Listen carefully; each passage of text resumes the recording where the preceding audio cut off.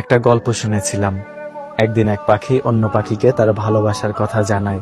পাখিটি উত্তরে বলে, এখন তো তুমি আমাকে ভালোবাসো, কিন্তু যখন আমার খারাপ সময় আসবে ঠিক তখনই তুমি উড়ে চলে যাবে। উত্তরে পাখিটি খুবই ব্যথিত হয়ে পড়ে এবং আবেগী হয়ে তার দুটি ডানা কেটে ফেলে। তারপর সে বলে, দেখো, এখন তো আমার কাছে ডানাও নেই, আমি কখনোই তোমাকে ছেড়ে যাব না। তারপর তারা একসাথে জীবন কাটানো শুরু করে। একদিন সবকিছু ভেঙে তুমুল ঝড় আসার সম্ভাবনা দেখা দেয়। ডানা কাটা পাখিটি বলে, অনেক ঝড় হবে টের পাচ্ছি, তুমি আমার চিন্তা করো না, নিজের যান বাঁচাও, তুমি উড়ে যাও। সে সাথে সাথে উড়াল দিয়ে বিপদসীমার বাইরে চলে যায়। পরক্ষণে জানতে পারে তুফান আর আসেনি। সে আবার সেই পাখিটির কাছে ফেরত যায়। গিয়ে দেখে পাখিটি মারা গেছে, আর তার সাথে একটা চিঠি পায়।